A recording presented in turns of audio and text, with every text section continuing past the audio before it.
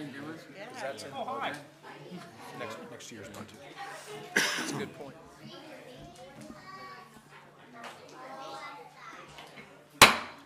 Good evening. Good evening. At this time, I'm going to call the regular meeting of Mayor and Council to order on Tuesday, May 12, 2026 at 7 p.m. Eastern Standard Time. If you'd all rise for the invocation.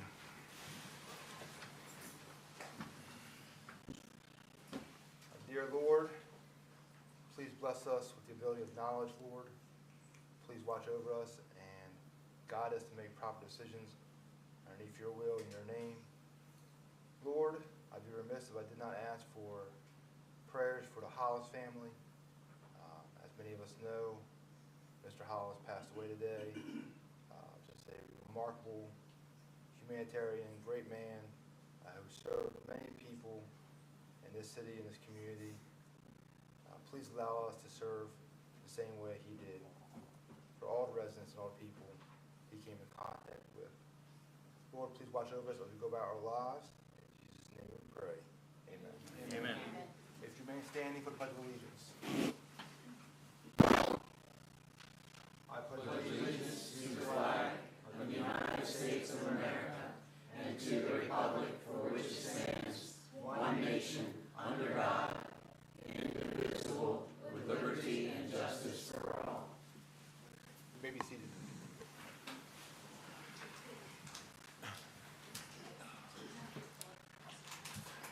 As a reminder to City Council, we will have an executive session following the regularly scheduled City Council meeting. At this time, are there any changes to the agenda for the meeting? No, sir, there are not. Okay. The minutes from our previous City Council meeting on Tuesday, April 28th have been provided to council members in their packet. If there are no questions or comments, I'll accept the motion regarding those minutes. So moved. I have a motion from Councilman Mike Bradley. Is there a second? Councilman Quillen, I'll second. A second from Councilman Quillen. All those in favor say aye. Aye. All those opposed? Those minutes pass unanimously. At this time, we're going to move over to the administration or administer of oath of offices from Judge Terry Davis for Matthew McCoy for the position of mayor, Dan Henderson and Mike Bradley for the positions of councilman. Is the judge in the house? There she is. Okay. Evening, Judge. Good evening. It's a privilege to be here. It's our honor to have you. You first? Okay. You're the mayor. Okay.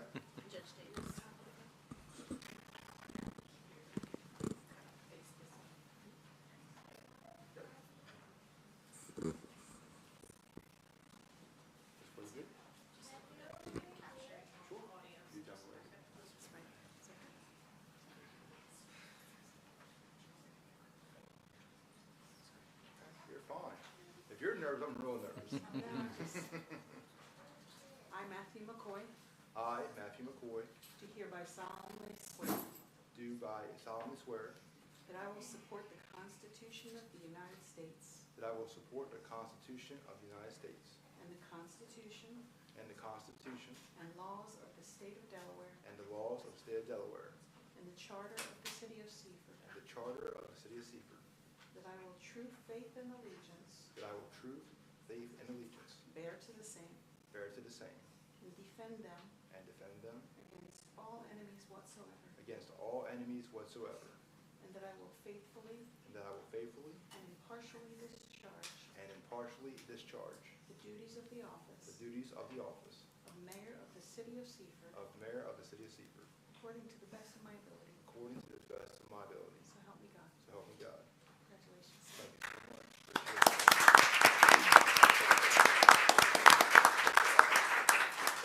You got signed. You got signed. You got signed. Official, right? Job's not done till the paperwork's That's right. done.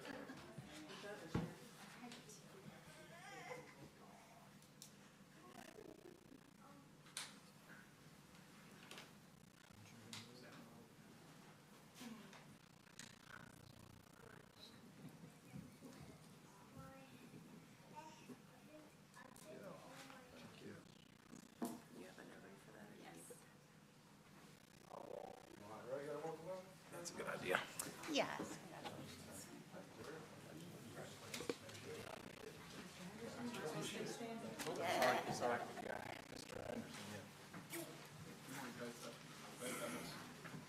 gotta do them one at a time. Oh, okay.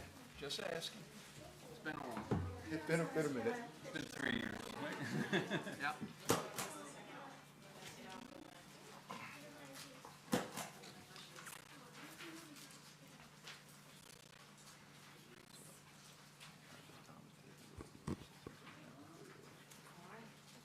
I, Dan Henderson, I, Dan Henderson, do hereby solemnly swear do hereby solemnly swear that I will support the Constitution of the United States that I will support the Constitution of the United States and the Constitution and the Constitution and laws of the State of Delaware and the laws of the State of Delaware and the Charter of the City of Seaford, and the Charter of the City of Seaford, that I will with true faith that I will with true faith and allegiance and allegiance bear to the same bear to the same and defend them against all enemies whatsoever, and defend them against all enemies whatsoever, and that I will faithfully and that I will faithfully and impartially and impartially discharge the duties discharge the duties as a council member of the City of Seaford as a council member of the City of Seaford, according to the best of my ability, according to the best of my ability. so help me God. So help me God.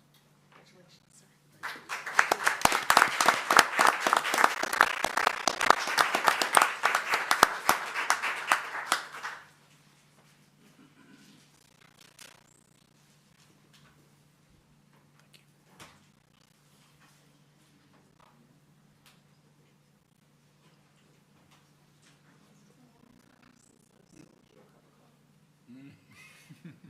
Been a minute.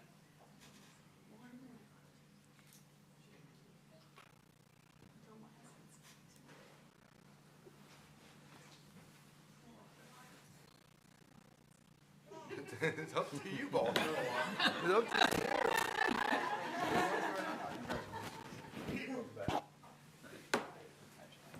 Welcome back.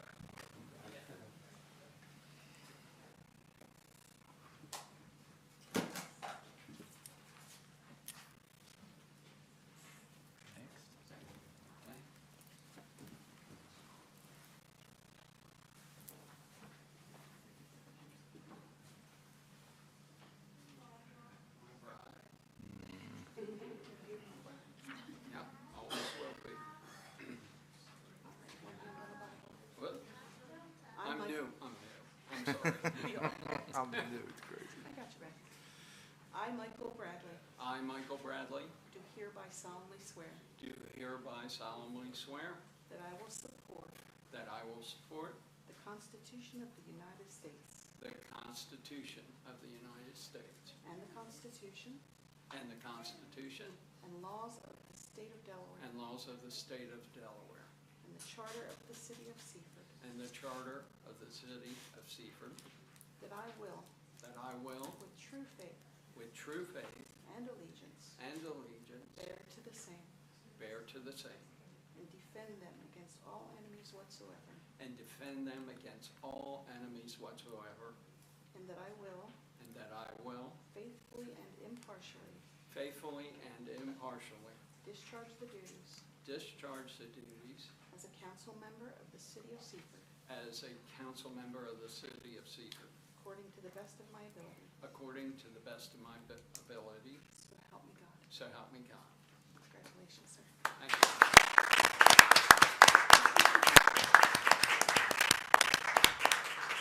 First day with a new time. I'm having a little trouble.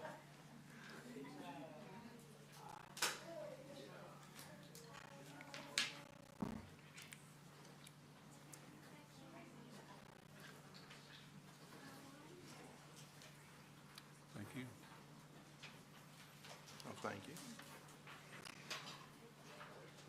Trish.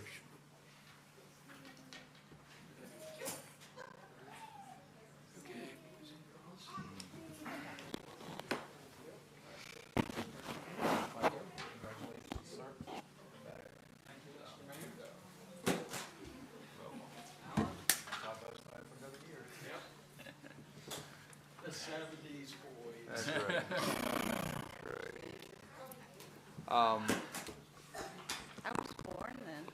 What I would like to do at this time 70s. is ask to go into a brief recess just to give the newly elected time to say bye to their family members, or if they want to take any visuals or whatever the press want to do. So if I can go to a brief 5-minute recess, I'd like to ask for that motion. I'll make that motion, Mr. Mayor. Motion from Councilman Quillen, is there a second? Second. Second from Vice Mayor Henderson, all those in favor say aye. Aye. All those opposed? Okay, 5-minute recess.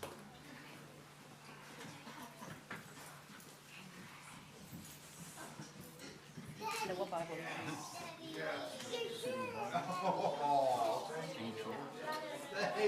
Well, I got sworn in 2014. You know, you keep not happy. Which one you want? Which one you want? The spine fell off. During the one you want, this one. Chocolate? That's going no? Huh? It's got an old oath on the back. Prescription card. That's fine. I don't know the date on it. I'm afraid though. Yeah. Taking the cane away from the kids. Oh, man. I do want that one, though. The first time I got sworn in, Dolores asked me to do something. It's something So how? Okay. I don't know the story.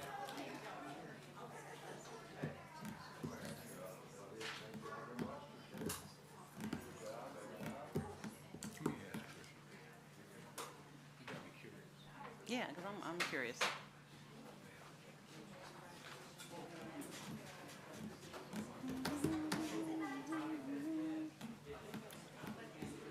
Oh, you're welcome. You're welcome. You're welcome. I'll come give you a hug too. Come on. You go way back.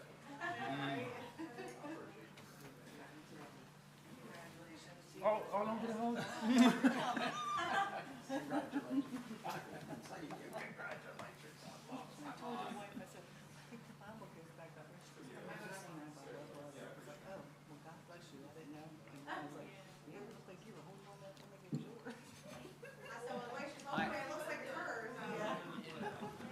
Next year. Hopefully, I don't know. We'll see. Fat baby. Yep.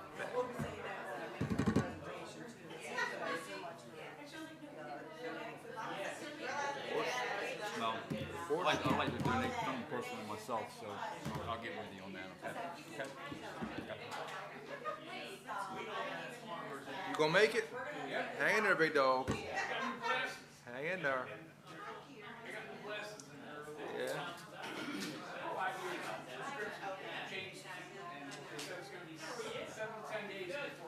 Oh yeah? It gives you the whole Daily Planet vibe. Don't have that. We don't need that.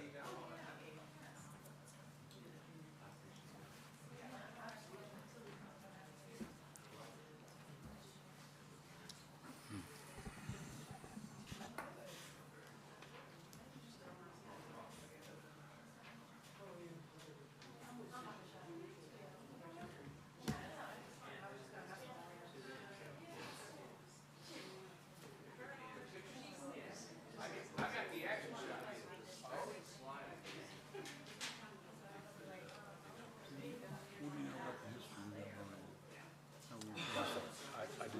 It's been here. She said something to me about it.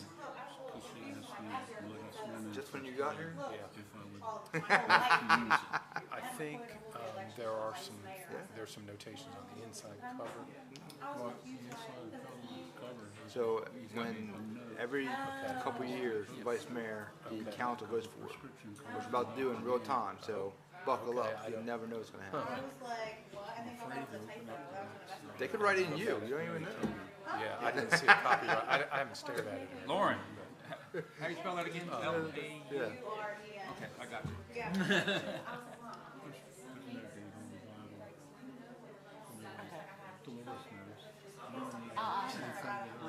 And she wants your support too. Of course. Your mother nervous? Because I was going to say. You're Really? a rock. She doesn't seem like that. I will ask her. I Right. ain't never seen you nervous. Yeah, you don't, you seem, Yeah, you yeah. used to. You tell people what to do. I won't be there You next couple get the months. order. Well, the mayor's intimidating, you know. He leans up and stares down at you. Oh, how dare you. Put the stink eye on you. Yep, yep. He asks you questions about this. Thank you, man. So, it My started, trailer left it Florida. started today. Went through about 4 or 5 easy passes all the way up 95. So I get all these Wear my white notifications coat. about my Right. trailer. So I'm missing today's Back in my session. back for the last year. I haven't even got it out there. All right, we're going to return back from recess at 7:15 p.m. Eastern Standard Time. Thank you all for indulging us.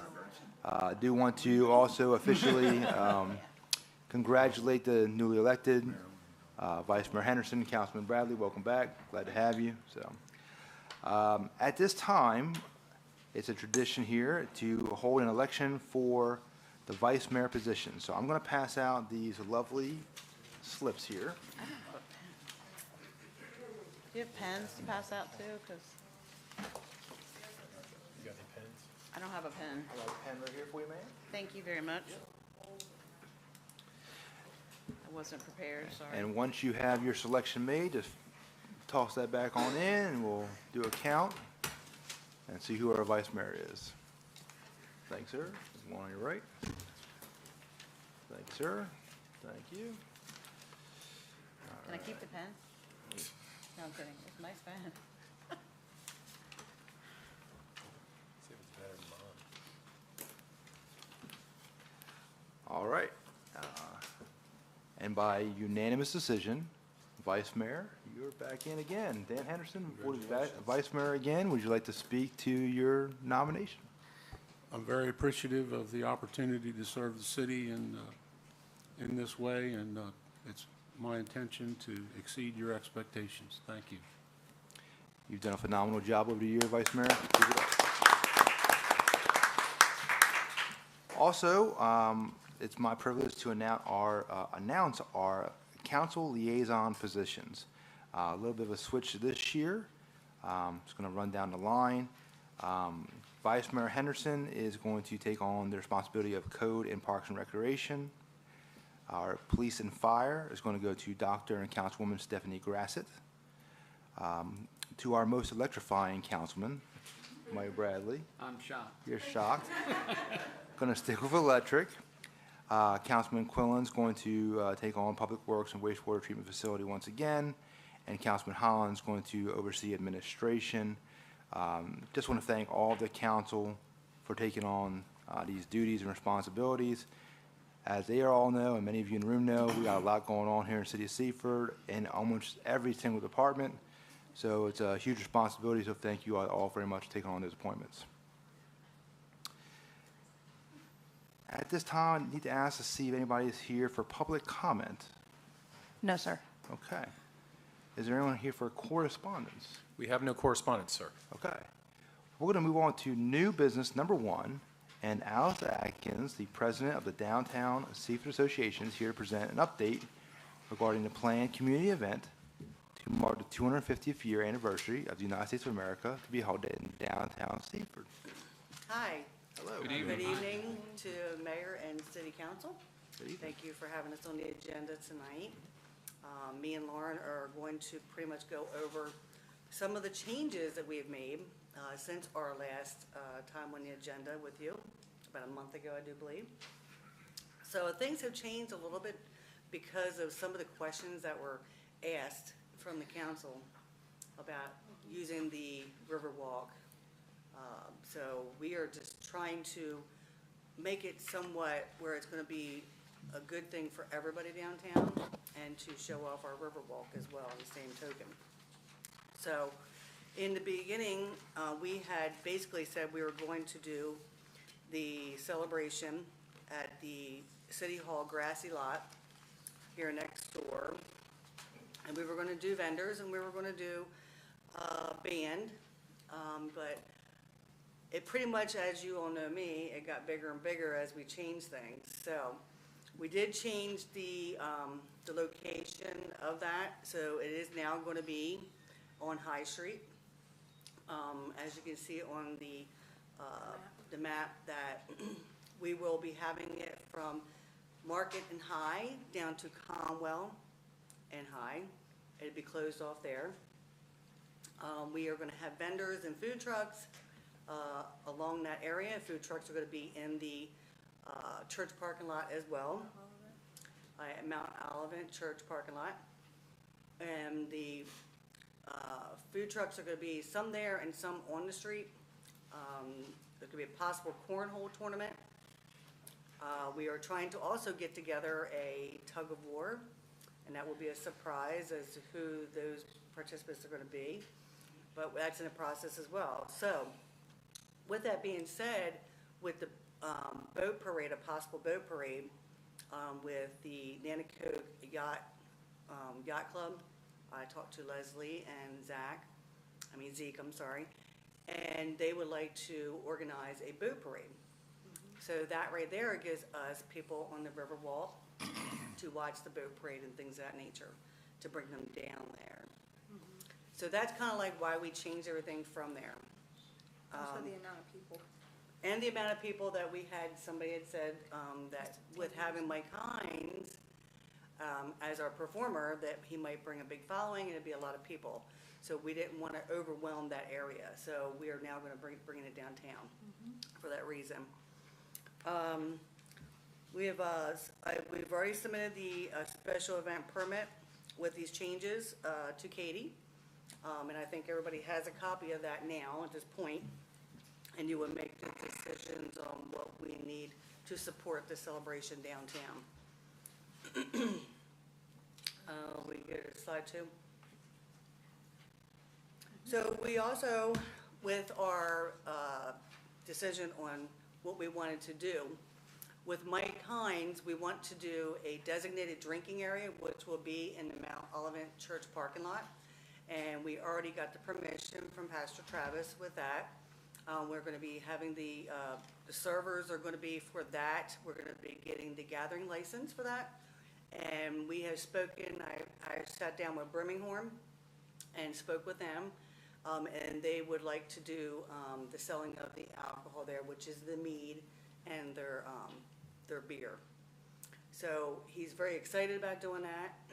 And we did discuss about what we need to do. The hours are going to be from 5 to 8:30. I think we need to cut it off like a half hour before the actual event with Mike Hines to cut it off so that nobody can leave that area. They will be doing wristbands. They will be putting on after they check their license. So there will be a lot of presence with that as far as not serving underage. It will also be, as the sale of alcohol will be located in that area, the serving area, which will be right behind Prasino Wells. I still have to get permission from them about using that area for that night. People who choose to drink will be allowed to cross the road to the parking lot, but will have to stay inside that vicinity, and it will be roped off, and there will be signage that will say no alcohol beyond this point. We will have police presence there to make sure that that is being enforced. So that's why we kind of put the food trucks in that area too, so they wouldn't have to leave that area to get food during that time.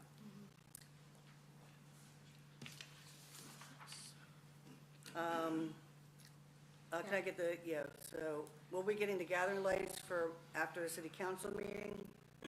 We wanted to wait till we got approved for that, to get the gathering license for them. If we can go to the next slide, please. Okay, so we will be doing a cornhole tournament that I have somebody that's going to be putting that together for us. And that's also where we would also do the, what do you call it, the tug of war. There you go. And we'll be doing the tug of war there too as well. So same thing that we did with the church. We need to make sure that we have that signage up there.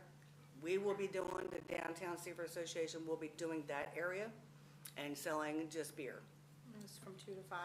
And yes, that will be from 2 to 5. So when we get the approval for that, I will put in for my gathering license for that as well. That would be posted with no signage, no alcohol permitted behind this point, just as the church parking lot. ID would be checked and wristbands will be given out at the time of purchase. Next slide. Okay, so as you can see on this, we do have a good lineup for everything for this day.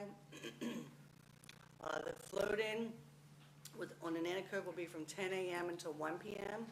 High Street celebration will be 12 p.m. until 9 p.m. We will have food trucks, we're gonna have craft vendors, we're gonna have sand art, we're gonna have pluck-a-duck, we're gonna have face painting, bouncy house, children's craft table, doing 250 of things like crafts, 50-50 and basket raffle. We're gonna be doing 100, excuse me, we're gonna be doing 150 swag bags, table giveaway for those. We will be putting in those, Be the first 150. the first 150 people, and we will be putting in those and handing out the flags that you so graciously provided and donated for us. I'd like to thank you for that as well, for the 2,300 mini flags, correct? Yes. So I thank you for that. We will have a dunking tank too, and we're gonna need volunteers. Maybe we get some people from the city, the council. That'd be really nice. Yeah? Okay. We already know Matt's on board. We get Matt Lloyd. Matt Lloyd is already on board too, just to let you know Matt Lloyd is. So we do have a lot of things that are gonna go on during this time. We're actually gonna have other things that are not even mentioned on here. Kind of gonna be a bigger fall festival. Yeah. It's gonna be like your Riverfest day. It's gonna be all day. It's just not called Riverfest. It's not called Riverfest. It's for our 250th. I plan on having like the times and all the events, like a big sign in the middle of the street, like you guys did with Riverfest, so just to kind of give people an idea of what's going on, which way is what, and so they have some kind of direction and idea of what's going Timeline. on throughout the day, and nice little timeline. Have that there for them. I would also consider putting that on social media. Yes, as soon as we get that done, we're gonna snap that and put it out there as well.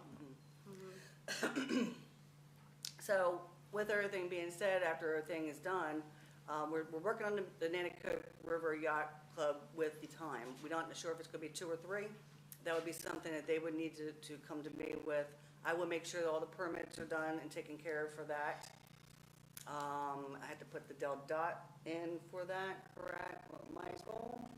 That is correct. Yep. Riviera, right, did you say his last name? Rivera. Okay, so that will be taken care of. I did talk to the supervisor from the bridge, the drawbridge, and he said that he agrees. He said he likes the idea, but to do it further, I need to get more with them about the planning And the what time. timing, and we'll have to have detour signs for that added too as well.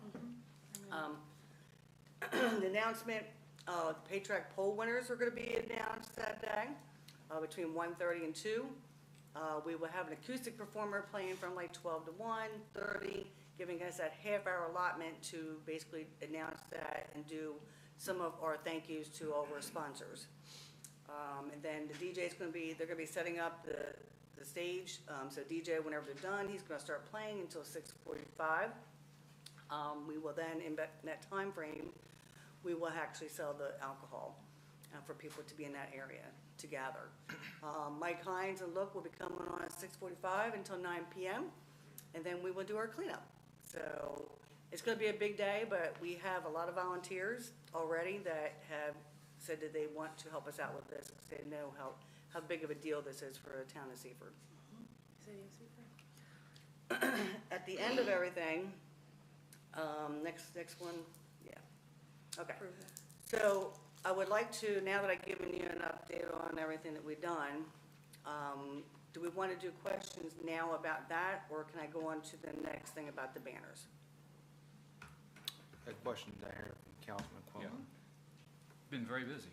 Yes, Got a lot accomplished in 1 month, so I commend you for doing that. yes, Because the initial ask was only for the use of the lot out back here and also for some financial assistance. So I guess my question would be, are you coming back to the council for any other assistance at this point? no, we're hoping that our sponsors are gonna come in a little bit more, and Okay. We can gather the money. I have adjusted my sponsor letter, to let them know that we are adding another event to our plate, and we would like to see if we can get some more sponsors because of the cost that we've adding the 250th. So I'm pushing that a little bit more to see about getting more funds. But we're not asking for anything else? Yeah, but from we're not you? asking for anything else from you at this We point. just appreciate the donation for the entertainment, Okay. the approval for that. Yes. Well, you've made great progress. Well, Thank thank you. Continue, please. Any other questions? Now it's Okay. time, we can proceed on this part, yeah. Okay. All right, so the flags and banners, I did purchase from Display Sales, 2 banners. Those 2 banners, with that on there, right there, you see on the screen, we're gonna get 2 of those. We actually purchased them already, but I need to get a permission to actually hang them up downtown. I would like to put one of those banners right here at City Hall in the corner. We could take the other one down and put it somewhere else. Then I'd like to put one down at the other end of High Street before you go over the bridge to Pennsylvania. We also have 4 flags. They're the regular 3x5, I believe that's what we have up there. So we have 4 of those that we have purchased as well. We would like to maybe hang them up somewhere scattered, in between that point for the 2 banners. So we'd just like to see if we can get permission to hang those up as well.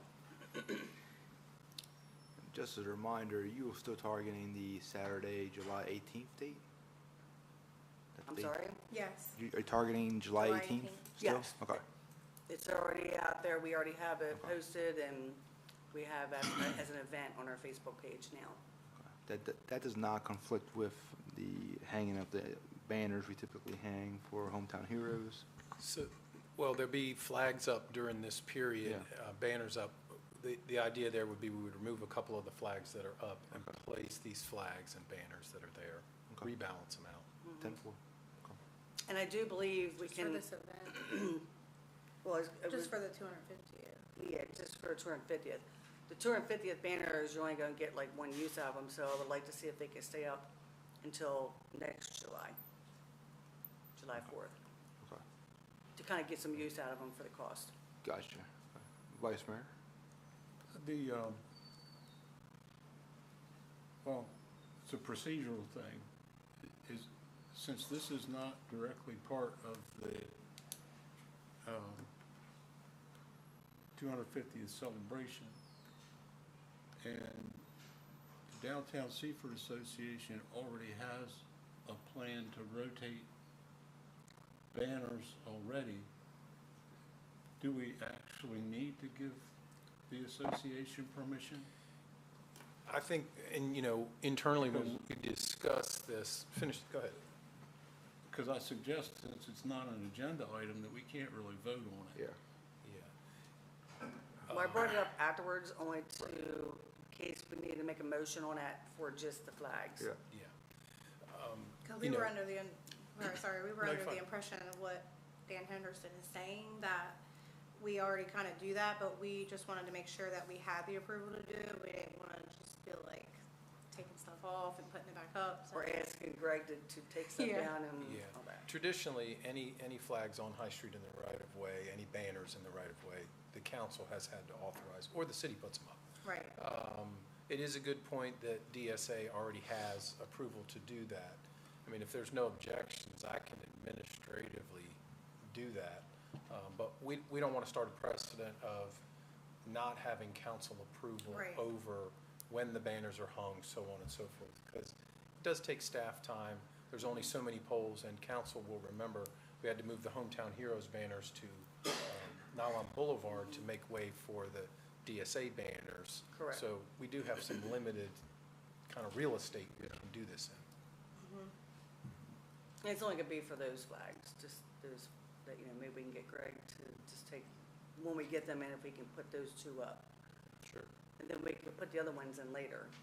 Okay. Not asking to be a rush or anything like that with them. You think they'll last a year? Yes. The ones we've gotten so far from them have lasted us like, I think 3 years now. Very durable. So I know that those banners will last just for the 1 year. So, one more. Please. Would they go up for July 4th? Yes, Oh, I yeah, would like for them to. That way, the downtown is gonna kind of decorated, it's gonna be, Yeah. the patriotic poles are gonna be in place, so it's gonna be patriotic downtown. We'll have those banners up for 4th of July, and, and I'm not sure when you guys are doing the, reveal or whatever, the capsule thing. Time capsule. Yes, Yeah, we typically, we set the flags up for Memorial Day for 4th of July. So if we have them in hand, while our guys are swapping out the American flags, installing the American flags, we can put these in the suggested locations while our staff is doing it. all right, thank you. Thank you. So Okay, just for a point of oh. order real quick, so just since Yes. you can handle that administratively, I we think- should not include that into the motion. I think the vice Not- mayor is correct. yeah. They already have, the Yep. association already has approval. That's a 10-4. good point. Just make sure we're all on the same page. Please continue. Okay, thank you. Yep. I didn't know if we needed a motion or not, but I appreciate it. Just in No. case. just in case, I just want to let you know what we're doing. clarify. I would need Greg to maybe change these out, just a few things, that's all. Just to highlight the downtown for our patriotic. Yes, ma'am. And again, thank you guys for the flags, the mini flags, for 23 mini flags. We'll make good use of those. Thank you very much. We need, also, one more need I need to ask is, I need to ask for permission for the GMB to be open on the July 18th for the museum, for the fire truck museum. I didn't know if I needed to get approval today for that or not. It's a fire department issue. It's actually there's an antique fire committee, which you are the chairman of, Yes. or were. I was. You were. I know Wayne was involved too, I think, Wayne Rigby, I think. There's a list of them, and Yes. when Ms. Atkins and I traded some emails, I felt the city would support that museum being open. My biggest concern was we needed staff there to ensure that the equipment's not damaged, things of that nature. So Ms. Atkins assured me it would not be open unless she does get volunteers from the antique fire You know, truck. there were or- several at the spring event, Mhm. and Larry, Ricky, Ronnie, there were several that At the attended. Fall Harvest Festival last Yeah. year? So I don't doubt that, I can't speak for them, but I think they would be amenable. Yes, that's why I want to get approval first, and I was going to go to them and ask them Yeah. if anybody would be interested in doing that for us. We'll supply them with lunch or something, or dinner, whatever. Feed them, yeah. Yes, feed them, That's men right. like to be fed. Run Okay. over some meat. So I am done with what I have come up here with, but I would like to introduce Dan Parson and Jim Blackwell with the Heritage Byway. We had talked, they came to one of our meetings, if you would come up. They came to one of our meetings and discussed that they have some funding for the 250th grant, that they would like to put an extra event into our celebration. And he's going to discuss that a little bit further and see if that'd be something we might be able to add to it. Okay. And this is Dan Parsons and Jim Blackwell. Thank you. How are you all? Good. Good. How are you? Yeah, I'm doing fine. Good. Just wanted to say how got new people since the last time I was here, but it's nice to see old friends and faces from not too much of a yesteryear, but he told me he's now in the middle of the group, and I sat and I thought, well, you wait in a few years and he'll be back at the top of the group. So he's an old friend who is probably a relative, and Mike Bradley's probably a relative, and you just can't tell. But anyway, when you're from Seaford, you end up seeing a lot of people that you're related to. All right, we are the Nanticoke Historic Byway. I happen to be the president of it, and Dan is with the county, the Historic Preservation I had to read that one the sideways. The historic preservation planner, and he's the secretary of the byway. But I was smart enough to bring him and have him do with the details. But we are happy to be of assistance. We do have a little money that we can assist with. And we're going to be running tours, and I'm going to let Dan tell you more about what we're going to be doing. Thank you. Dan? Thank you. Thank you. Congratulations. Thank you. And I just want to say it's an honor to be a part of your festivities, and applaud all the work you've been doing. Amen. So, I guess Mr. Everett Moore saw a presentation about your 250 event, and I happen to be on the Delaware 250 committee. And we applied as a byway for a grant to the committee some time ago and got $10,000 to do tours of the area. And so we did one tour, and we need to do more. So we were going to plan more, but I figured since you guys are already planning an amazing event, that we could take the resources we got from Delaware 250 and invest it in your day. But so we would take, we already did one tour. We've been doing tours of this route. Let me say, we put this route together. We had public hearings in this building, I think, in 2014. And so we became a byway. There's 6 in the state. And we have a corridor management plan, official byway. And part of our mission is to educate people about the history and the heritage of the area surrounding basically the Nanticoke River. So we set up a route that stretches from Hearns Pond all the way to Trap Pond, about 40 miles of back roads that mostly coalesce at the Woodland Ferry is the middle, and we have it separated a north and south route. So what we're going to do that day, which we've done in the past, is we used to do a heritage festival at Woodland Ferry. So when that stopped, we started doing it at the Woodland Park, and pandemic shut everything down. But we used to do tours, and we basically hire buses, 15 passenger vans, and we'll do two starting at 10 in the morning. We'll come early and have people sign up, and at 10 we'll disembark for a tour heading south on its way to Trap Pond. But we'll do stops at sites.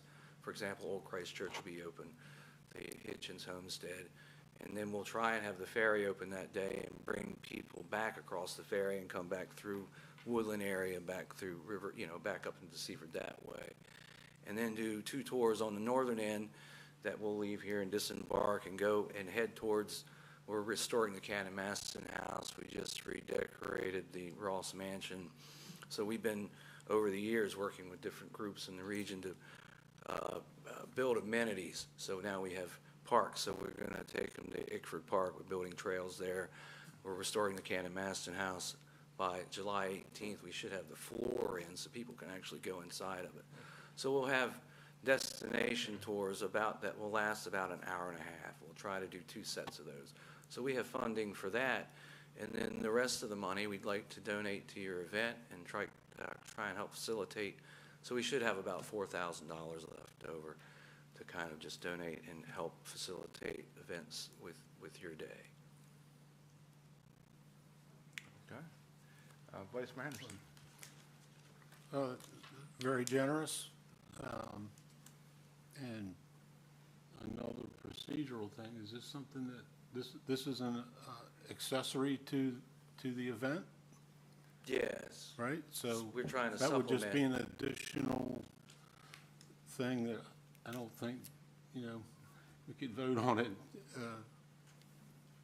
in new business, number one, to allow it, but, it has my blessing. Did I have, did I see you and another gentleman at a scat breakfast at a presentation in Georgetown sometime this past winter? Yes. And this is the same thing, that there was funds available for Well, 250th. I'm part of the Delaware 250 Committee Right. for the state. I will say we gave away about $250,000 to different groups throughout the state. But the director and assistant director resigned, and then the state archivist retired. So they basically left us in limbo. And Dick Carter is the chairman of Heritage Commission, and so Everett Moore and et cetera. So they were able to hire Eric Razor-Schramm to be the director of the 250. He's kind of tried to pull everything together, but it's just been a tough thing. And here's the crux of it. The D250 did not have its own designation as a nonprofit, so it was having to fundraise. So we did set up an account finally through the Delaware Community Foundation with Mike DiPaolo and kind of got everything set up. So Eric's been trying to raise money. What I will ask, and here's what we're going to do for Georgetown, we're going to try and raise money to supplement Return Day. And obviously, I'm going to ask Eric about possibly more funding to do other events around here. We had planned to do a drone show at the Cannon Maston House, but that fell apart. Now the drone show is going to be at the Lewis Ferry on July 2nd. And so it's been kind of one thing after another. I'm trying to do my best to, thankfully, Alice and your group had put something really nice together. I think it's really great. Yes. Mr. Carter, is he the author? Dick Carter is the author. He's the chairman of the Heritage Commission. And I've read some of his local history books. oh yeah, he's amazing. So Mr. Carter, we had a Sussex committee set up. Mr. Blackwell was a member, but everything kind of fell apart. So what has happened is events have popped up pretty much all over the county in various phases, and I'm trying to do my best to try and help in any way I can. So basically what we're trying to do is help facilitate things that are already been planned, and I think this is a great event that we can get behind. I for one, am very supportive of it. I just don't know that we need to vote on it. I don't really think he's asking us for anything. I think they were asking for permission. We just want space, and we're going to set up a booth to. That's up to them. Oh. Okay, I was talking to my daughter at that moment, sorry. So what we had planned on when we were talking, we had suggested that maybe they could set up right in front of, on the steps of City Hall out front. And that would be the registration. We'll make sure we put on Facebook. If you want to register, please come early, get on there and register for your time to go on your bus tour. So that'll be registration where we were thinking about putting that. And then for the vans that he will have, I'm not sure if we're gonna have, what, 2 vans or 3? 2 vans. 2 vans, and they'll kind of go back to back. Maybe in the parking lot here somewhere. Yeah, so I was thinking like maybe we can do that in the parking lot here, to like maybe have some of that just blocked off, where there still can be some parking for other people attending the celebration. I don't know if we can do that, or if we could think of a different way to do Yeah, that. I don't see a problem with, I mean, we had talked about it the last time. Staff will move their vehicles for that weekend out of the parking lot. You were going to use the grass lot anyway for events. So personally, I don't see an issue unless council does with using the grounds that day. Okay, great. Thank you very Honestly, much. this little side piece would be a great van shuttle pickup True. and drop off would be. Yeah, well, I was thinking about that too. We would have that open there. Would we be able to have that open to come the opposite way out? Because the road's gonna be closed on High Street, so they won't be able to come Yeah. out on Oh, High that's Street. true, that's Yeah. true, that's right. Plus, you're gonna be having hopefully the museum. The museum open will for be the kids, open, so it'll you be don't want a people lot of like traffic maybe- running Yeah. through there. Yeah, While with people are waiting for the people. bus tour, they can take the museum tour. Yeah. Right. Get a So I don't two-for- know, maybe we can work that out, maybe we can talk more about that. Sure. To maybe have it going the opposite way out with the vans. Can I just add one more thing? I'm Yes. sorry, I was a high school civics teacher and a history teacher. Can we make sure that somewhere in all this communication that we're doing, we articulate what we're celebrating? Because I would bet it would be hard pressed for most average Americans to truly understand what the birthday means and what we did on the birthday and what it's about. And I'm hoping, our local papers and everything will be sharing that. But just somewhere to talk about what really happened and why that's the birthday of America kind of thing Correct. would be wonderful to add that historical piece. Yes, we will be getting with the Star on that. Okay. To I make think a it's big, unique big, for us I think though, it but will- I'm not gonna cut you off. No, we're gonna actually do that anyway to talk, to get it even more up to speed and letting people know that this is what it's for. This is why the city has, came with us with this celebration. Yeah, I just want to make sure they understand what it's And I even want- about. Yes, I mean, honestly. Yeah, absolutely, and I want to put that in the star. Yeah. I mean, I'd hate to do a man on the street that day and ask people, what happened in 1776? I'd be Right. hard And then pressed to figure out what Yes. those answers would be. So, Exactly. And Sorry. then when he came to us, and I said, well, that's such a great idea, because that's what we need. We need the history about Seaford. We need the history about what this day is all about. And when he came to us, I was like, yes, thank you. You know, you're going to kind of complete what our mission is. Yeah. And not only just putting it in the paper, but actually to bring Yep. people and show people what the history is here in Seaford. So that's why I brought him here yeah, I today. just want to, sorry, it's a civics teacher in me. Yes, Great yes, point. absolutely. That's a great point. And my daughter's a teacher, and she'll say the same, so. Yeah. And if you had me for civics, who's anybody out there watching, you better know what it is. You'd be surprised what people, how many people don't know what Yep. certain days are for. Oh, yeah. Councilman Quillen. Yeah, I'm assuming these are free Yeah. tours and things like that. So were you planning on starting early in the morning and doing them and then just going by how much people sign up? And then once you go through everybody who signed up, then, Well, from 10 to 2, we'll have people from can 10 sign up. And We'll okay. run the tours until they're done. okay. And we'll try and fill up the vans. Okay. We'll wait till we fill up the vans to go. But I just wanted to add that this entire area was Maryland before the American Revolution, right? So, and Delaware is the first state, so we get to tell a unique story. And not only that, that day, we're going to take people to sites that were built before the American Revolution, so it's even more of a, Or in depth. Or in depth, yes.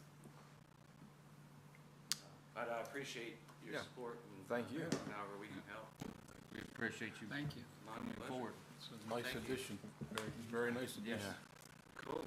So I was going to hand out these Thank you. flyers. Thank you, sir. Just explain to you. Thank you. And we have a website on there. Thank you, sir. Appreciate it. Thank you. Of course.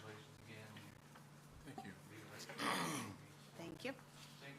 Thank you. Thank you. Were you in town when this came up? All right. It gives us a lot to digest there. Are there any additional questions or comments from the council regarding new business number 1? If there are no questions or comments, at this time, I'll set the motion.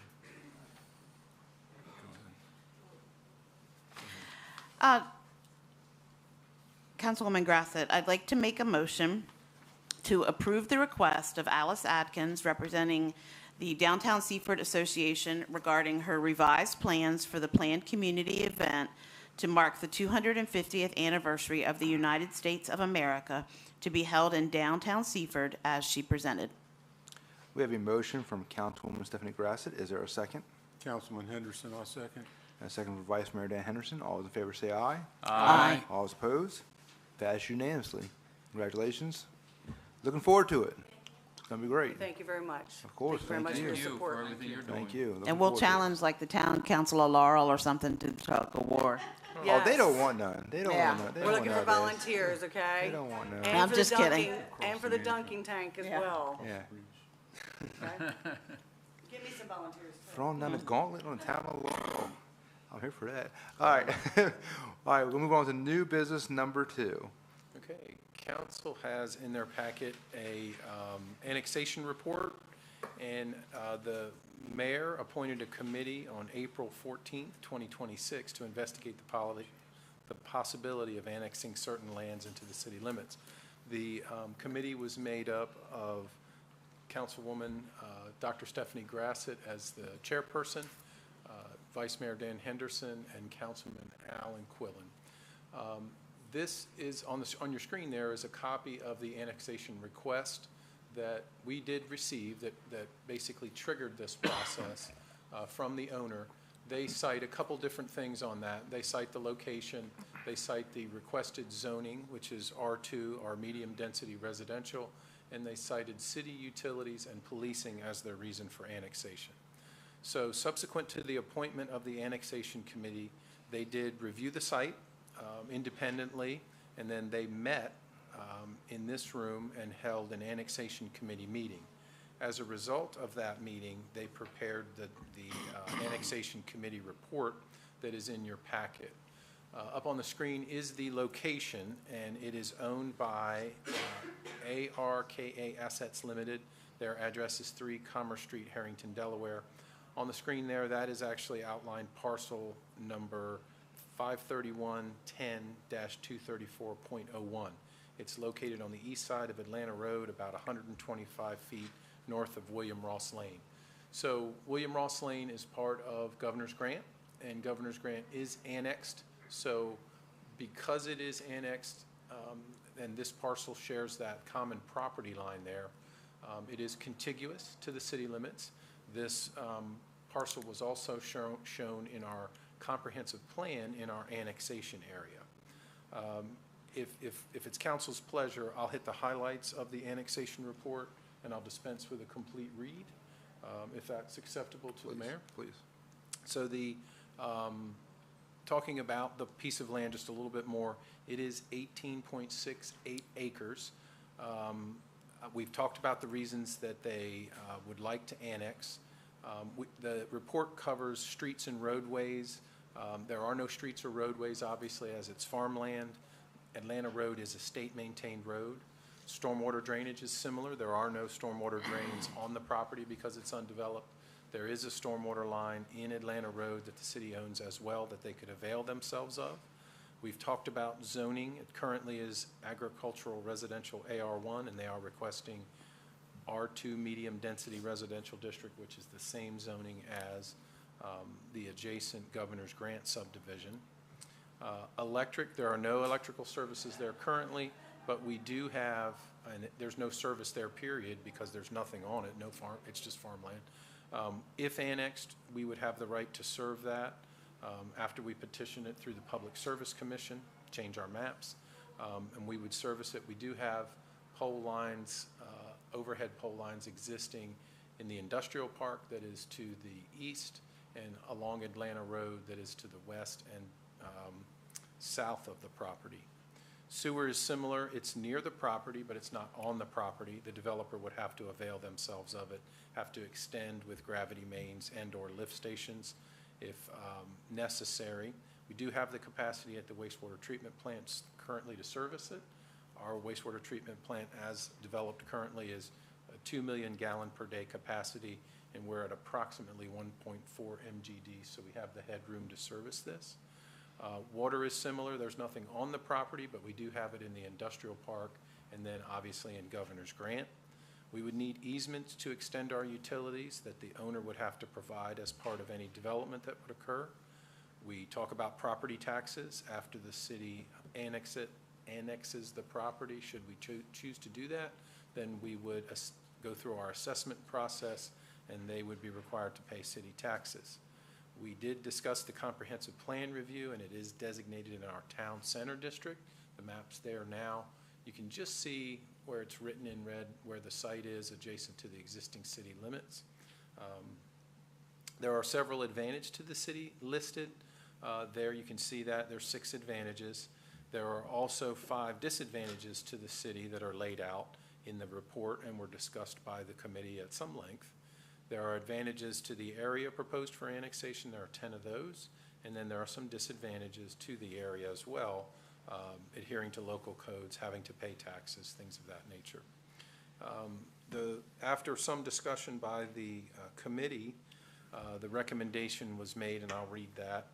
The committee members unanimously agreed to proceed with the proposed annexation process for this property. The committee members further recommend that the property be zoned R2 medium density residential district in accordance with the city zoning ordinance upon annexation.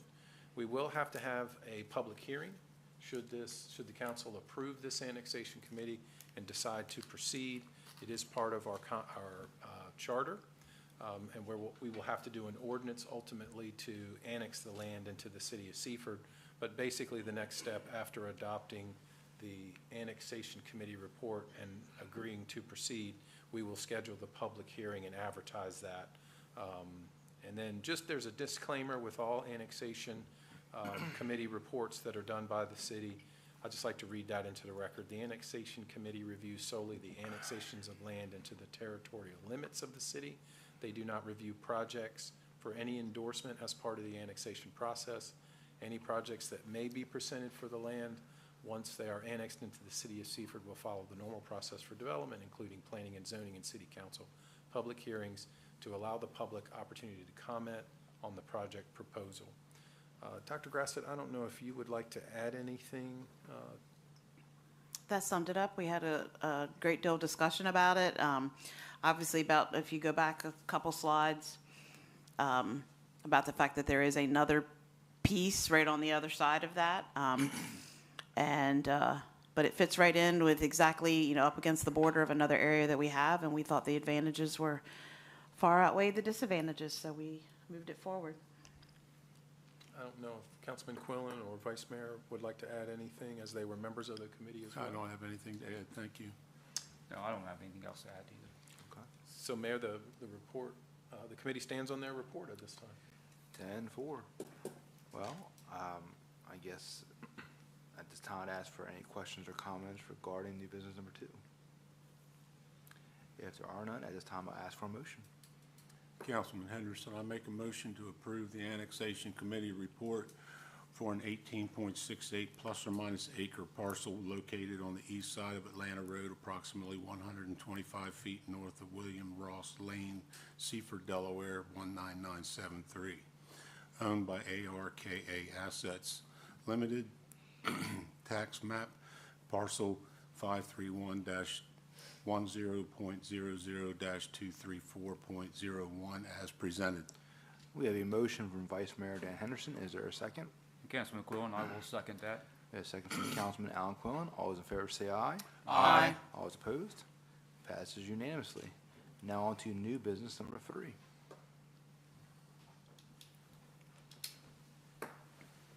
Good evening, Mayor and Council. Good evening. Congratulations on re-election. Thank you. Thank you.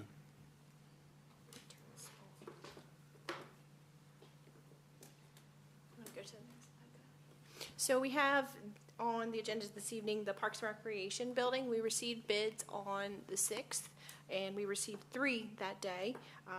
In attendance at that opening and here this evening is Mr. Bill Byler and Truman Byler from our architect that have been helping us along the way with this process.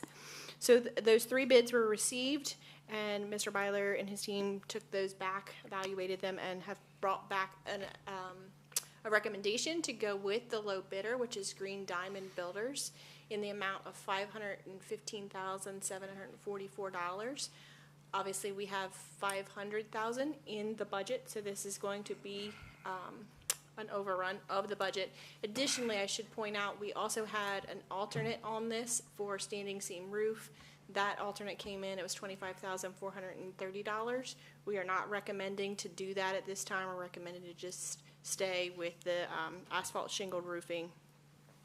We did look at this, obviously with the overage, the $15,744. There's a couple options that we can do. That additional amount can be taken from GMB rent reserves, or we can include this in the loan application.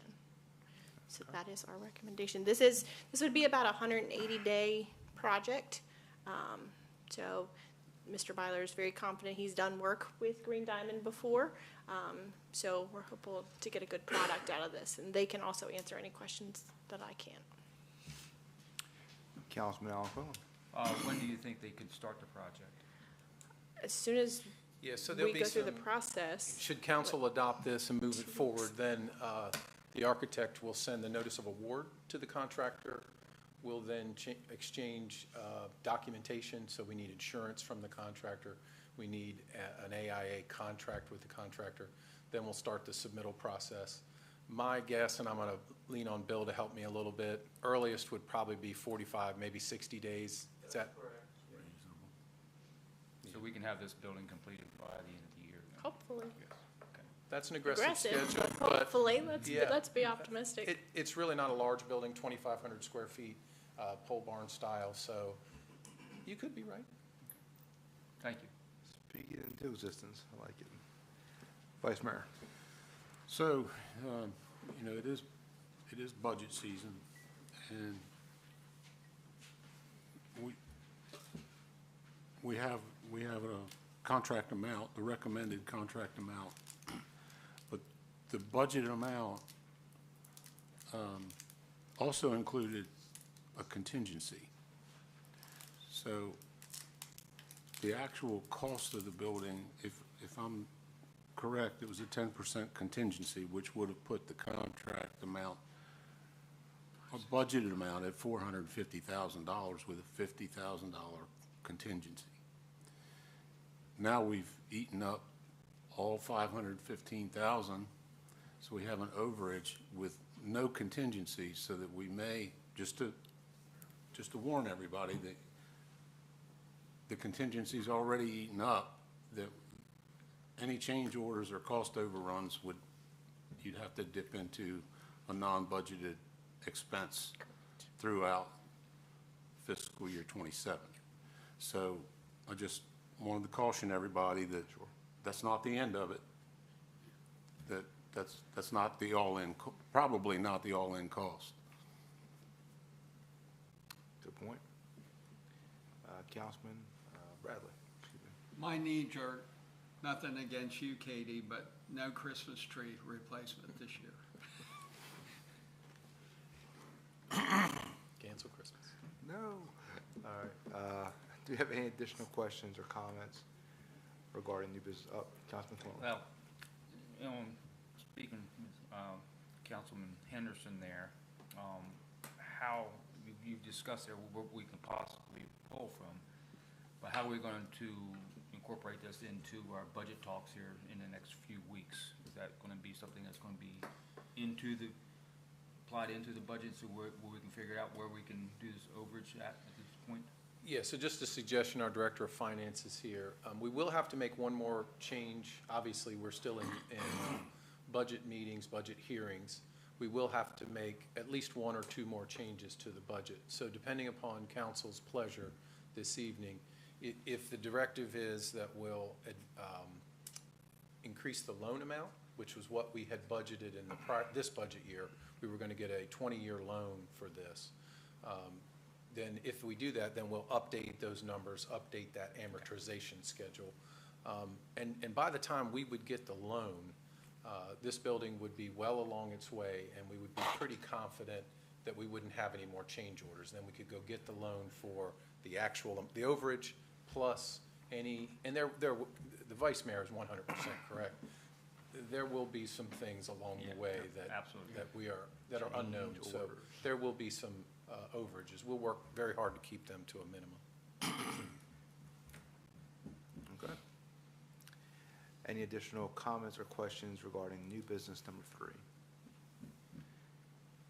Okay, if there are none at this time, I'll accept the motion. Councilwoman Grasslett, I make a motion to award the bid for the Parks and Recreation Office Building to Green Diamond Builders Incorporated in the amount of $515,744 as presented. We have a motion from Councilwoman Stephanie Grassett. Is there a second?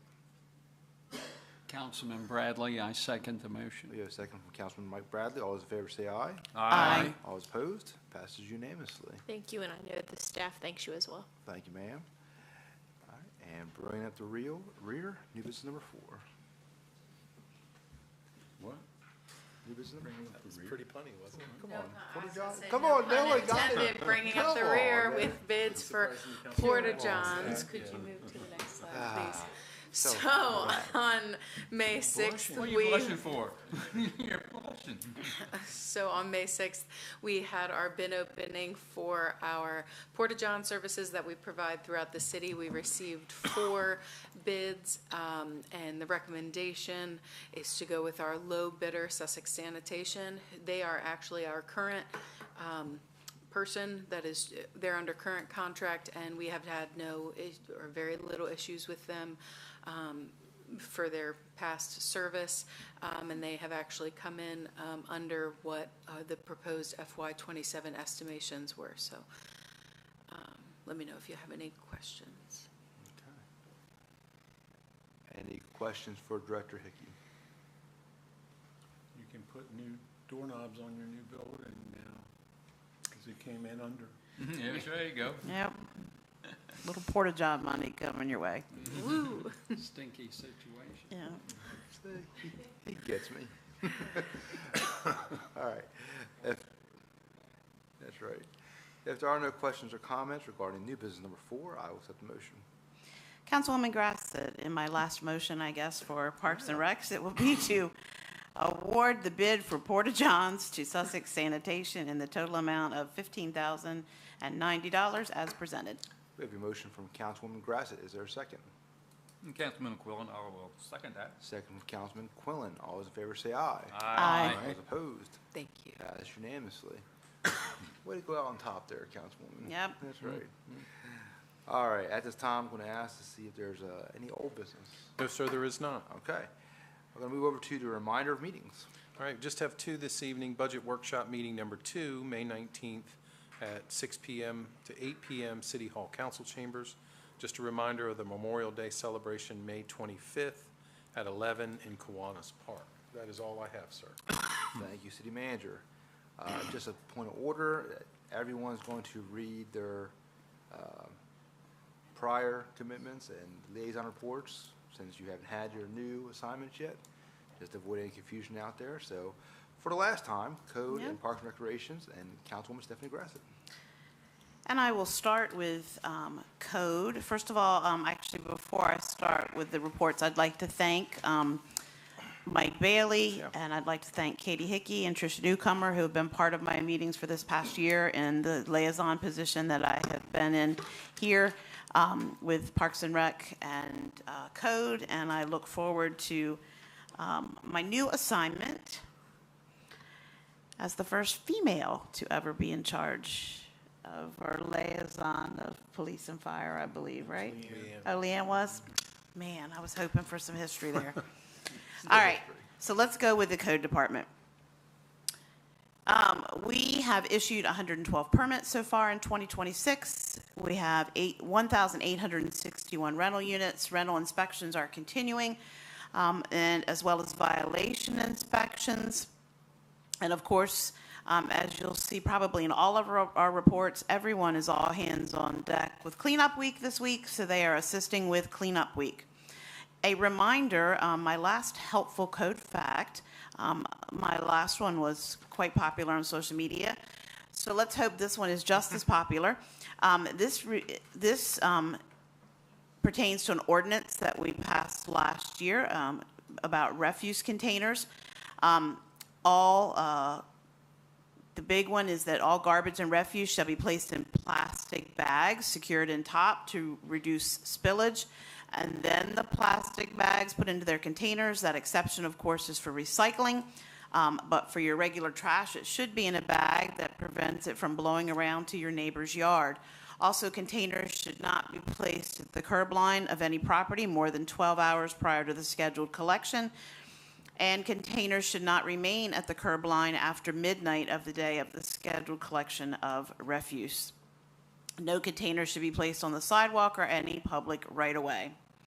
As far as large project statuses, there's not a lot of change since 2 weeks ago when we reported. Things are continuing at Nylon Capital. They have been doing paving, if you've noticed, around the area known as the Mill. Mod Wash is continuing to progress. Signs have now been installed. The outdoor vacuums are being installed. They've pushed their opening to May, but if you've been out there, it looks great. Looks like it's going to be open soon. There are homes under construction in Governor's Grant Phase 4. The building pad and footers have been installed for Aldi. Cookout, the plans are being finalized for permit submission, and the Seaford Inn is continuing their renovation plans. And that is it for code. As far as Parks and Recreation are concerned, the Parks Department prepped the bridges and pots for the Spade and Trowel Club's annual plantings. Those were completed at the beginning of May, and they look wonderful as you see those. Oh, great. And there are actually pictures of them there. Looks beautiful as you go over certain spots in Seaford and see the flowers. They are completing grass cutting work orders for those people who did not heed my advice 2 times ago and keeping their grass 10 inches below 10 inches. They have been working on irrigation maintenance and maintaining the athletic fields. Recreation just completed weeks 3 and 4 of men's slow pitch softball, as well as weeks 4 and 5 of youth soccer. They have started advertising for youth pickleball. If you've not seen that on social media, our youth pickleball clinic will be held in June, and we are launching a new way to register for those events. And the instructions for that are on social media, as well as when you go into the website, you can see the new instructions, and we will be using that starting with Pickleball Clinic in June.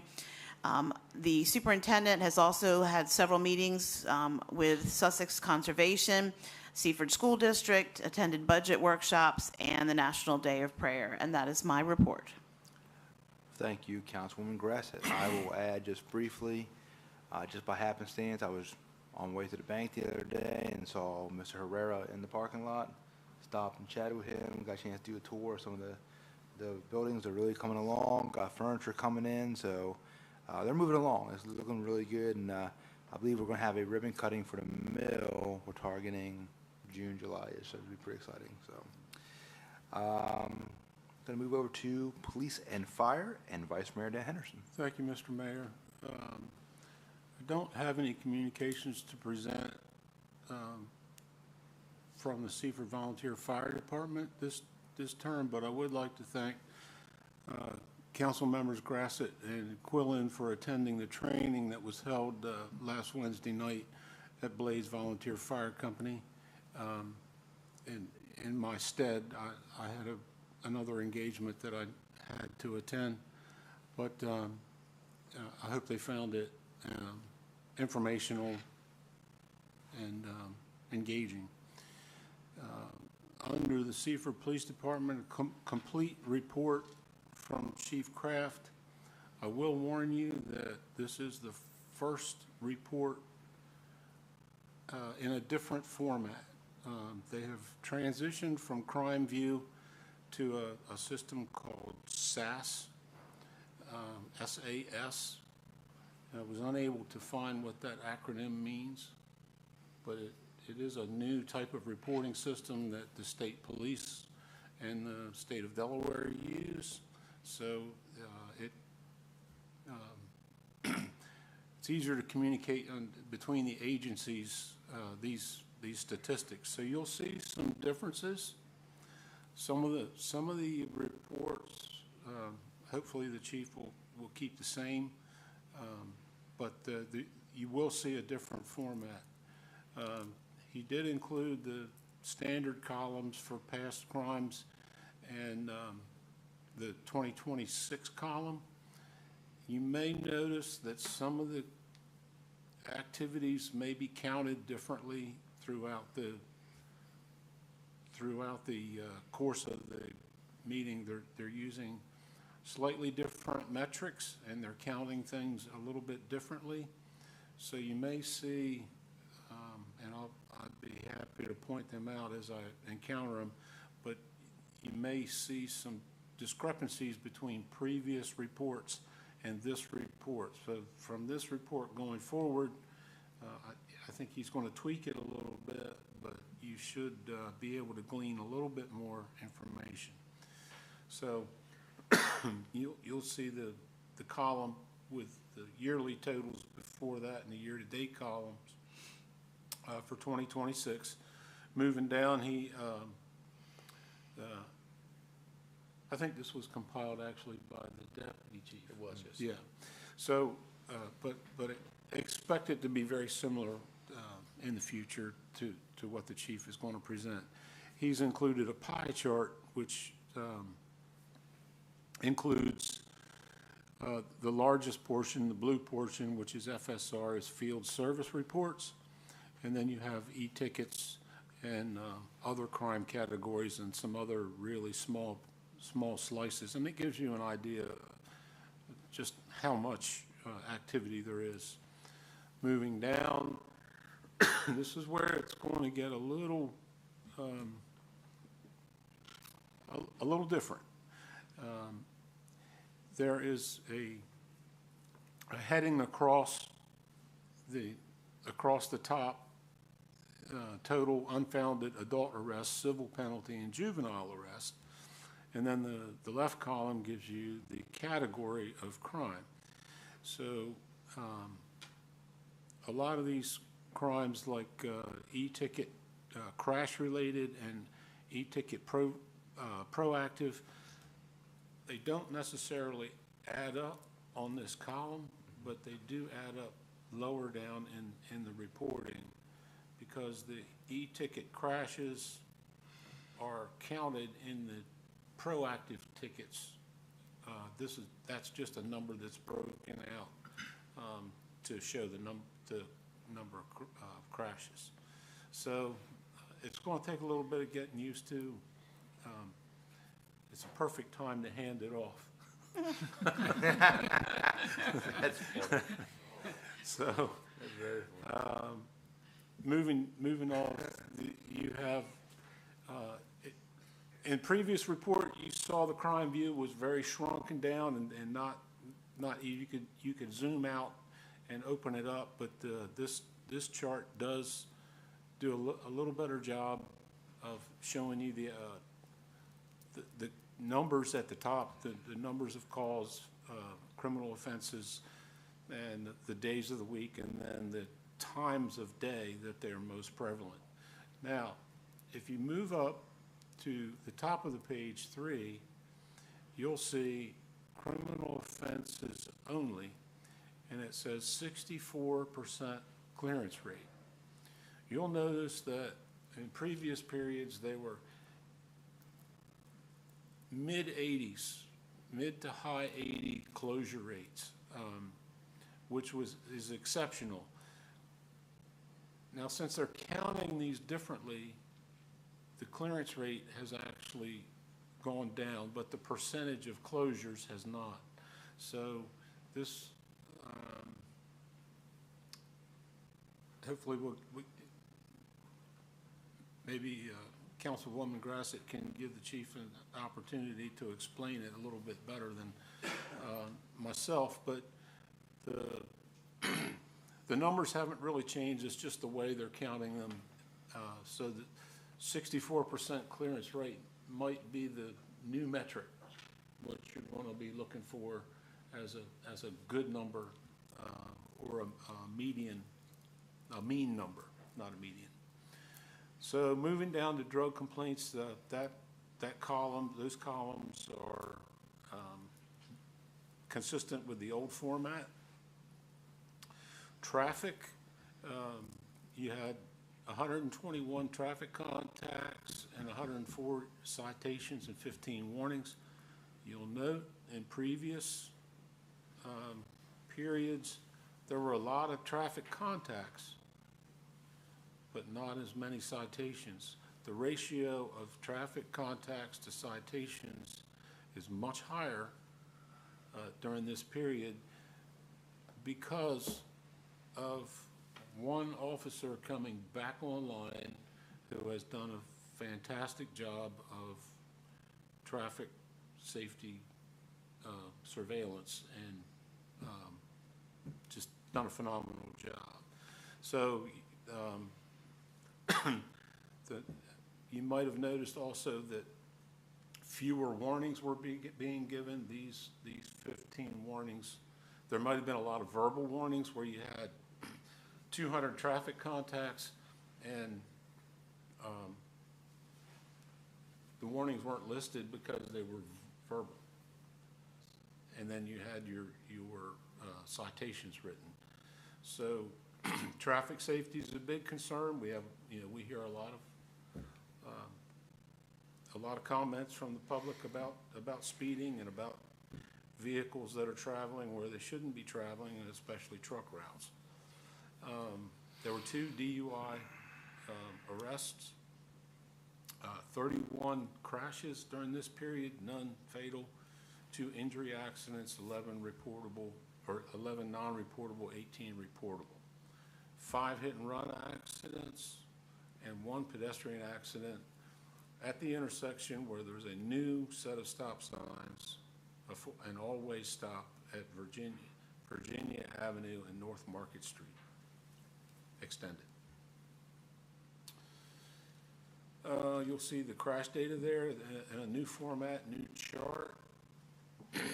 And under significant events, there was a couple of highlighted events here where there was stolen vehicles. The discussion with the deputy chief in the chief's absence was that these are primarily Kias and Hondas. However, the flock system and Apple AirTag they were successful in recovering this particular vehicle on this hand. But the deputy chief did say that there were only a handful of stolen vehicles, or this is the key one, but there are a dozen and a half to 2 dozen out of our jurisdiction in the 19973 area where there's been a rash of thefts. Now, the department has gotten involved in interdicting and pursuing some of these cars, but they weren't actually in the city. But it did involve Seaford PD action on a few of these. So he did mention that most of these are juvenile occurrences. So they're trying to figure out a way to solve that riddle. As previously noted, pardon me, on May 5th, there was a juvenile pedestrian struck at Virginia Avenue and North Market Street Extended. Minor injuries. The vehicle was going slow and was executing a turn and struck the child. They were transported, but there was no major injuries. There was a shooting investigation which occurred when a patient was delivered, a gunshot victim was delivered to Tidal Health Nanticoke via a private car.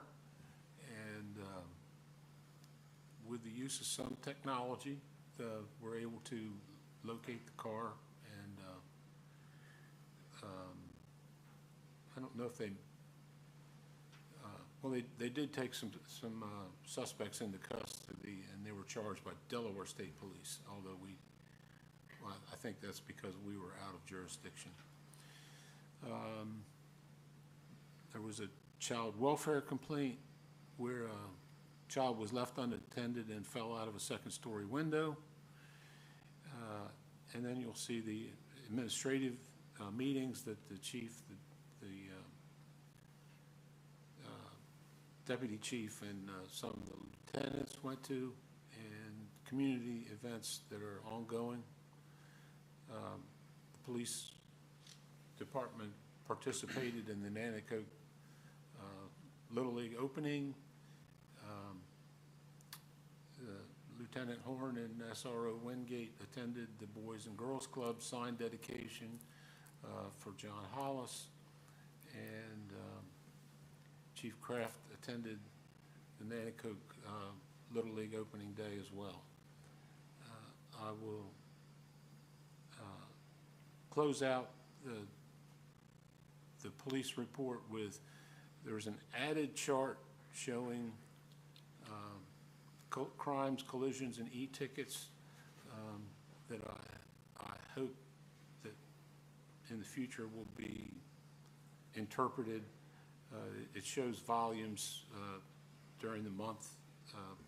Well, it's year to date, so it shows you spikes in the numbers of crimes and numbers of e-tickets, collisions, charges. So that concludes the police and fire report. And with your permission, Mr. Mayor, I will give the administration liaison report. Please. On behalf of Councilman Holland. I did have the opportunity to meet with the city manager, the director of finance and human resources, and director of economic development and community relations, where they presented a report. The report is pretty much as printed, except that I wanted to stress who attended on each line item, who was present for these meetings, because it just goes to show you that all of them are maintaining a busy schedule. So I will go through it very quickly. Under meetings, they attended the meeting with the Seaford School District regarding the tennis courts, possible rehabilitation of those. They participated in an audit entrance meeting, and that's prep work for the upcoming audit when they close the books on the fiscal year 26. So that's coming up. And they also plan out expectations, some of the new rules, the government accounting rules that are ever changing. You'll notice in the previous audit report there were some new rules, and they get the administration has to know about those so they can account for them and prepare numbers or formats for them. There was a meeting at the Sussex County Association of Realtors facility in Georgetown regarding pending legislation. They all attended the budget meeting. They participated in a conference call with FedEx regarding potential parking expansion. And other work, which is kind of routine for this time of year, prepared the council agenda, worked on the budget, attended the bid opening for what we voted on earlier this evening, the Parks and Rec office and the Porta-John bids. Tricia mediated a meeting with the Nylon Well project that Councilman Quillen attended as well. He attended the SCAT dinner. Tricia and Charles attended the SCAT dinner in Georgetown, as well as the chief. So I want to thank the chief for coming out to that. Attended the Little League opening day by the city manager, the National Day of Prayer, and Representative Short's coffee meeting. Both of those were Trish and Charles. Under information technology, most of it's routine. There are some printer network communications that may have disrupted workflow here at City Hall, but I think they were successfully resolved, and there were server and alert errors that had to be dealt with, and routine technical assistance. All of this during a time that we have personnel on leave, so that leaves us shorthanded for IT support. So under administration, which is mostly finance and HR, all three attended the first workshop. Attended the audit. I mentioned that before. The audit entrance meeting.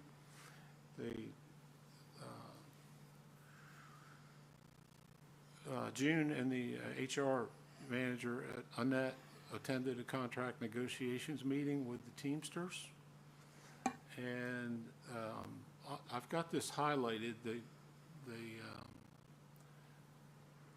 HR director or Director of Finance and the administration staff processed non-payment utility disconnections on May 6th. And after that, they processed and mailed the utility billing for April consumption on May 7th, which I might note, my bill came on Monday. So that was, they did their job, and so did the post office. So that was a good, quick turnaround. And they say that all other business is routine. So that concludes the report for administration. Thank you, Vice Mayor Henderson. I was wondering if you were going to channel Councilman Holland as all workers Well, routine. So it's there. it's there. Before we move on, I'd be remiss if I didn't ask you if you had any thoughts about your time as police commissioner, fire commissioner, and just give you the floor. Well, I lament that the chief, I don't have representatives here from the department tonight, but it was an honor to work with them for 8 years. And looking for new challenges, looking for new things to do, and allowing, I think it was a great idea to allow others to switch it up, to get fresh ideas and fresh faces and new relationships. Because in the 12 years as councilman, I have not done code. Well, I've done code, but not Parks and Recreation. So it's a new challenge, and look forward to working with Katie and her staff to try to help find her money, just like I tried to find money for the police department. That's right. And help them execute their goals. I appreciate it. You served the city steadfastly for a number of years, and in that particular role, to your point, 8 years is quite the tenure. So thank you for your service. It's an honor. Big shoes to fill down there, ma'am. So, all right, gonna move over to my right, and the electrifying one, Councilman Mike Bradley. Thank you, Mr. Mayor. First of all, I want to thank you for keeping me in this position. Hadn't been in it long and haven't gotten the people trained in the electric department yet, so it's a work in progress. A little sarcasm there. Jake and Dalton attended the Navajo project with Demick in the Four Corner states, and I actually Googled so I could have the states right. Arizona, Colorado, New Mexico, and Utah, because it's been a while. I would imagine after seeing how others in our country live in comparison to what we take for granted, it was an eye-opening experience. Trimmed trees on Chandler, Woodside Manor, behind Valero, Pine Street, and Hickory Lane. Set the pad mounted switchgear at Seaford Innovation and at Nylon Well location. Trimmed trees at the Seaford Inn in preparation for the wire pull. Removed guy anchors on Atlanta Road in preparation for concrete work. Greg Brook had meetings and more meetings and met with our city manager to discuss budget items. And Charles reported to Greg about a pole damage on the corner of Porter and Pennsylvania Avenue. Because of the height off the ground, it appears to have been done by a large truck. My comment was, where's a street camera when you need one? Respectfully submitted, Mike Bradley. Thank you, Councilman. And over to the Public Works and Wastewater Treatment Facility, and Councilman Alan Quillen. Thank you, Mr. Mayor. I also want to thank you for keeping me in this position as well, but as Councilman Henderson said, I think it's very important for us to switch up every once in a while so we can learn different departments throughout the city.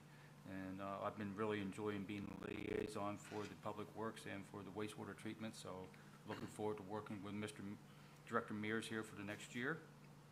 And we'll start off with the Public Works. They completed cleanups and board ups for the code department. The Arbutus pumping station is up and running and humming along. The street sweeper has been repaired and back in service. Repaired leak on water service at the Eastern Star. Repaired all equipment and started up cleanup week. And I want to commend Director Mears' staff. They've done an excellent job. They're moving along through the city. They're moving east to west. And as of day to day. I saw them on Pine Street. So I took the time to go out at lunchtime to thank them all for all their hard work and appreciate what they're doing. Looks like we're pretty much on schedule in completing within the time period. I think it's a very key, important commodity that we do for the city of Seaford, so I think the residents are very appreciative of it. Also installed recommended signage near the Montessori School for per DelDOT.